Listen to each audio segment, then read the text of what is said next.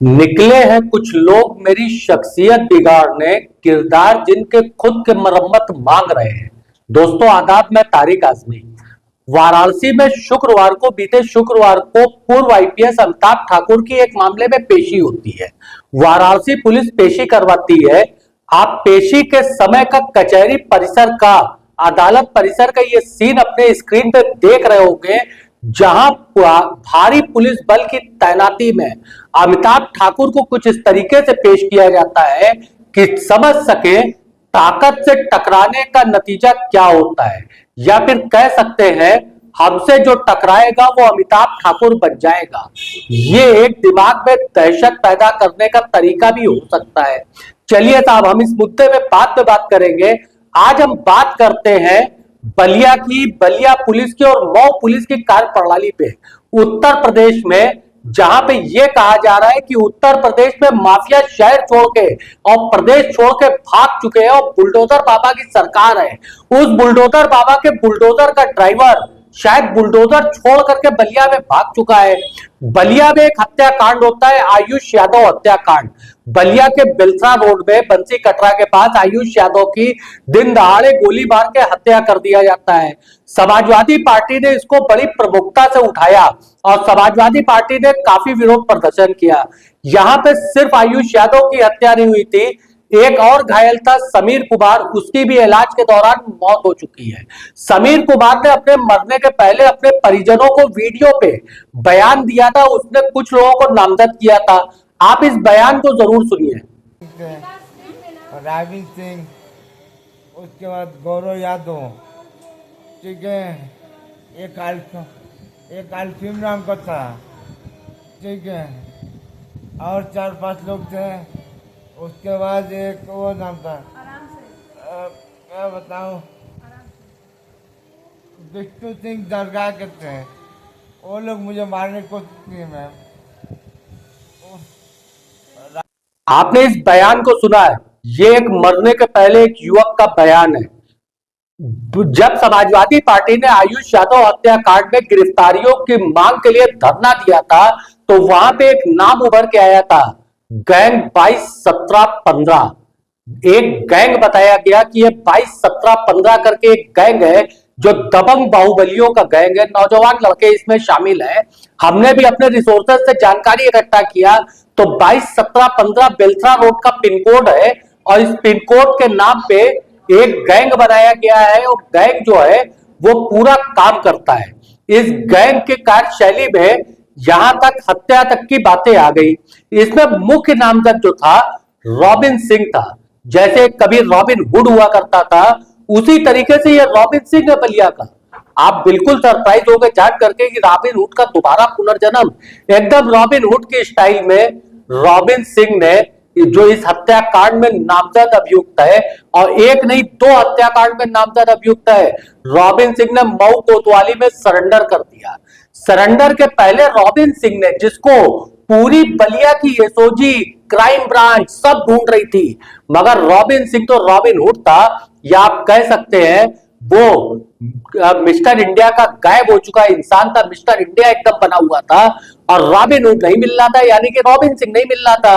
वही robin Singh Facebook live करता हुआ मऊ कोतवाली पहुंचता है। एक बड़ा सवाल उस वक्त पैदा होता है कि रॉबिन सिंह सरेंडर करने जा रहा है मऊ कोतवाली के अंदर। इस बात की जानकारी मऊ के पत्रकारों को कैसे पता चली? और इस बात के, इस सवाल का जवाब मऊ पुलिस एकदम नहीं लेगी, क्योंकि उसका कारण है रॉबिन सिंह के इस बयान को आप सुनिए कि रॉबिन सिंह सरेंडर क्यों कर रहा है। इसमें मुझे फंसाया जा रहा है, इसका एविडेंस मेरे पास है और पुलिस प्रशासन के द्वारा परेशान किए जाने के कारण मैं एसपी महोदय के कहने पे और बड़े अधिकारियों के कहने पे मैं कोतवाली हाजिर हो रहा हूँ और इसमें जांच की विषय है। पुलिस अपनी जांच करे और अगर मैं गलत हूँ तो मुझे फंसाया जाए, अगर मैं सही हूँ तो मुझे बचा। मेरा नाम है रॉबिन सिंह। चलिए आप लोग चलिए। हाँ, क्या नाम आपका है? मेरा नाम रॉबिन सिंह है।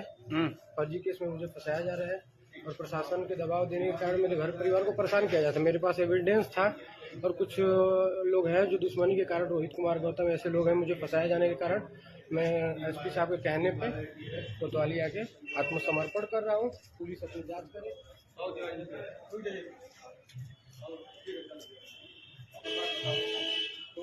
बहन है इनकी, आ जाइए, चलिए।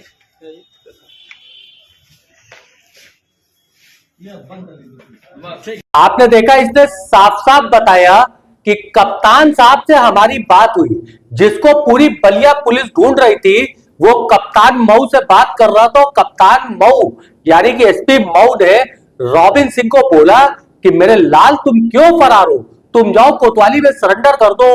तो लगता है शायद रॉबिन सिंह ने, जिसको पूरी बलिया पुलिस सो कॉल्ड तरीके से तलाश कर रही थी और वो फरार था, वो वही रॉबिन सिंह कुछ पत्रकारों को जानकारी देता है कि साहब मैं कोतवाली में आ रहा हूं सरेंडर करने के लिए, आप आइए मुझे बचाइए। इसने अपना जो फेसबुक लाइव किया था, उस वीडियो को आप सुनिए, देखिए कितना निरीह प्राणी है, बेचारे के साथ कितना अत्याचार हुआ।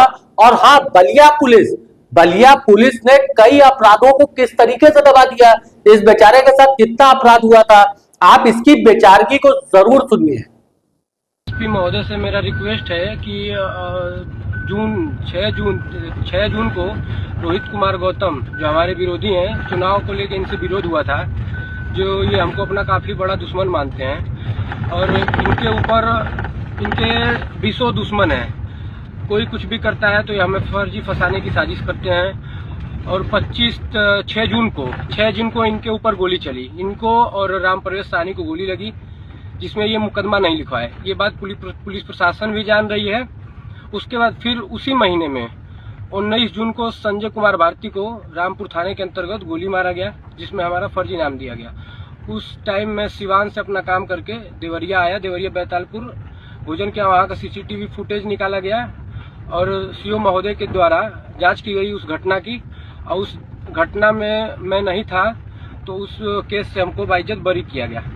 उसी के माध्यम से रोहित कुमार गौतम हमारी आए दिन रेकी कर रहे थे, जबकि 5 अगस्त को मुलायम प्रधान जो इनके बहुत करीबी हैं, ये अपने आप को ब्लॉक प्रमुख मानते हैं, रोहित कुमार गौतम और मुलायम, ये दोनों लोग। और इन लोगों का कहना ये है कि रॉबिन की हत्या करवा देंगे तो हमको ब्लॉक प्रमुख बनने में ना कोई रोक पाएगा, ना इनके टीम का कोई भी विरोध करेगा। दूसरी चीज की 5 अगस्त को हमारा घेराव किए। उस टाइम में हम सीओ साहब को खबर करवाए थे कि मेरी गाड़ी को घेरा गया है, ऐसी सी बात है। उसी शाम को मधुबन एसओ साहब को भी फोन किए थे कि हमारे घर पे चढ़ाई करने के लिए और ये मेरी हत्या के लिए ये लोग असला मंगाए थे, जबकि हम एसओजी टीम से भी इन लोगों के गाड़ी पे छापे मरवाए ताकि ये बच के निकल गए ये लोग। उसके बाद ये लोग इंतजार कर रहे थे, तो अपने रिश्तेदार दुर्गेश सिंह डुमरी मर्यादपुर जो आर्मी में है, इनके तिलक में मैं अपने सिस्टर को लेके आया था, इनके द्वारा, और मनीष सिंह हैं डुमरी, ये काफी अपने आप को हमारा बहुत बड़ा दुश्मन मानते हैं। और ये रेकी करके रात को 1 बजे मंटू और मोहित, जो मोहित नाम का लड़का है लखनऊ मोड़ का, मोहित भारती करके, इनके द्वारा, और 3-4 लोग थे। मनीष सिंह वहां सामने मुंह खोल के खड़े थे विश्वकर्मा मंदिर के पास, और विश्वकर्मा मंदिर के पास ये खड़े थे। जैसे हम बाहर निकले अपनी वरना गाड़ी लेके, ये ताबड़तोड़ फायरिंग करना चालू कर दिए। फिर उसके बाद गाड़ी वहां से छोड़ के मैं बैक हुआ, और ये लोग काफी नशे में धुत थे, ये लोग पकड़े गए। जहाँ वहां भी जनता थी, जनता ने इनको मिल के मारा पीटा। फिर उसके बाद मैं 27 तारीख को कंचन मौर्य को तहरीर दिया। मेरे तहरीर देने के बाद रोहित साजिश करते हुए फिर 29 तारीख को या 30 तारीख को तहरीर देके 6 तारीख को मेरे ऊपर मुकदमा कायम करवाया। मेरा मुकदमा नहीं लिखा जा रहा था, इसकी वजह से मैं एडिशनल साहब के यहाँ, एसपी साहब के गया, और 11 तारीख को मैं लखनऊ गया था। लखनऊ से आया 12 को मेरे माँ का ऑपरेशन हुआ था गाजीपुर तिराहे पे पीएल गुप्ता में ऑपरेशन हुआ। उस टाइम मैं आ गया था लखनऊ से मऊ आया। फिर 13 तारीख को एडिशनल साहब के यहाँ मेरा बयान था। आजाद सिपाही फोन किए मधुबन से कि तुम्हारा बयान है एडिशनल साहब के यहाँ, चले जाओ। मैं एडिशनल साहब के यहाँ बयान देने गया अपना। उसके बाद मैं वहां से मऊ ही रुका था, 2 दिन तक मऊ था। उसके बाद 6-6:30 बजे करीब आयुष यादव की हत्या कर दी जाती है। आयुष यादव की हत्या कर दी, उसमें भी हमको फंसाया जाता है। उसमें भी आपने रॉबिन सिंह को सुना, समझ लिया कि कितना बेचारा है, कितना एकदम मतलब मासूम सा बच्चा है, इसको सब परेशान कर रहे हैं और बेचारी बलिया पुलिस है कि इसका साथ नहीं दे रही है। मगर मऊ के कप्तान साहब ने इसका साथ दिया। उन्होंने कहा जाओ तुम कोतवाली में सरेंडर कर दो। ये मैं नहीं कह रहा हूं कप्तान साहब, ये खुद रॉबिन सिंह कह रहा है कि मऊ कप्तान साहब से बात हुई, उन्होंने कहा सरेंडर करने को, तो सरेंडर करने आ गया।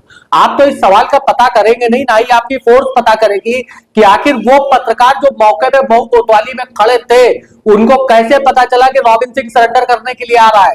रॉबिन सिंह को, उसकी बहन को, दोनों को फॉलोअप कैमरा देते हुए उनका बस नहीं चला कि लॉकअप के अंदर बैठा देते। इस सवाल का जवाब आपकी पुलिस नहीं तलाश करेगी, क्योंकि इन पत्रकारों का फिर रॉबिन सिंह से कनेक्शन जुड़ता हुआ दिखाई देगा, और या फिर पुलिस प्रशासन जो है उन पत्रकारों को संरक्षण दे रही है और वो खुद ही जो है इस तरीके से जो है फल फूल रहे हैं। बहरहाल साहब, रॉबिन सिंह ने जिस हिसाब से अपनी गिरफ्तारी दी है, जिस हिसाब से कोतवाली में पहुंच के मऊ में सरेंडर किया है, उसको लेकर के मृतक आयुष यादव के पिता का ये बयान आपको कप्तान साहब जरूर सुनना चाहिए। एक जवान बेटे को खोने वाले बाप के इस बयान को आप जरूर सुनिए। बहुत ज़्यादा कुछ नहीं कहूँगा, मैं बहुत आहत हूँ, खासतौर से मऊ कप्तान से। ये आज एक हफ्ता से ज़्यादा हो गया और प्रशासन की तरफ से कुछ अल्टीमेटम जारी नहीं हुआ। गिरफ्तारी वगैरह हुई है? गिरफ्तारी जो 4 नामजद नाम दिए गए हैं, उसमें से एक आत्मसमर्पण कहने के लिए आत्मसमर्पण किया है, जबकि वो खुद बयान दे रहा है रॉबिन सिंह कि मुझे कप्तान साहब ने कहा है कि तुम आ जाओ, आत्मसमर्पण कर दो। इसका मतलब कप्तान साहब को पता था कि वो कहाँ है, उसका नंबर खुला था, या उसका नंबर कोई विशेष नंबर था जो कप्तान साहब के पास था, उन्होंने बुला लिया और ऐसे अंदाज में जा रहा है। उसके चेहरे को आप वीडियो मीडिया वाले भाई साहब से निवेदन है कि उसके चेहरे को देखिए आप कि किस अंदाज में वो व्यक्ति जा रहा है। और वो हमेशा उसके पहले की सारी फोटो, दाढ़ी मोछ पूरा जैसे आजकल लड़के रखा था, वो आनंद फानन में दाढ़ी बनवाया है। एक तरफ की मोछें उसके कम है, एक तरफ की ज़्यादा है। आप लोग और से देखिएगा, आपको समझ में आ जाएगा। तो हमको तो यह लग रहा है कि कप्तान साहब, मऊ कप्तान मिली भगत से उसको यह काम कराए हैं, जबकि वह जब कोतवाली में पहुंच चुका है तो इनाम घोषित हो गया, चिट्ठी जारी हो गई। वह 2 घंटा पहले भी जारी हो सकती थी। बहुत ज़्यादा कुछ नहीं कहूँगा, मैं बहुत आहत हूँ, खासतौर से मऊ कप्तान से। अब एक बार आपको फिर वो वीडियो दिखाते हैं कि अमिताभ ठाकुर को किस तरीके से वाराणसी